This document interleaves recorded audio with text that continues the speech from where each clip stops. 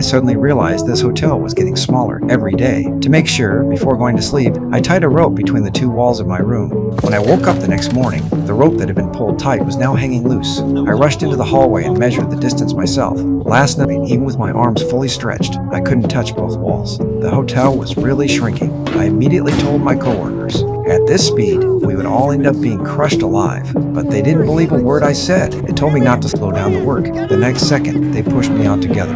Only then did I realize something terrifying. I had no idea how long I had been trapped here. On the very first day I checked in, I became a chef at the hotel. Every day, all I did was crack eggs non-stop. That day, while I was in the restroom, the door handle was suddenly yanked violently.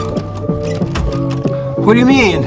It's a truth, they say. Are you the Liberator? I hurried to explain that I wasn't who they were looking for, but the next second, several huge hands reached in from under the door. I froze in fear. I kicked at those hands desperately, but it did nothing. Only when I whispered that I was nothing did the hands slowly pull back. After that, I didn't dare step outside again. That night, I curled up in the restroom and barely slept. The next day, a coworker came in to use the bathroom and pulled me out. I asked him directly where the hotel exit was. He told me he had worked here for 8 years and had never left his hotel. Just then, I saw the front desk clerk walk into the kitchen. I chased after him immediately, trying to get answers. But in an instant, he vanished into thin air. I knew I couldn't stay here any longer. I went to the head chef and asked to quit. To my shock, he dropped to his knees on the spot. He cried and begged me not to leave. He said we were one whole, and losing anyone was unacceptable. Seeing him cry like that, I could only take back my resignation for now. That moment was seen by my coworkers. They thought I was playing tricks to get promoted. From then on, no one spoke to me. After work,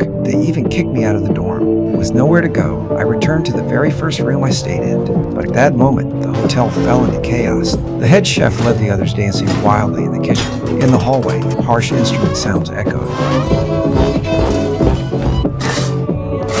The noise made my entire body feel wrong. The next second, the walls, the doors, and the windows began shaking violently.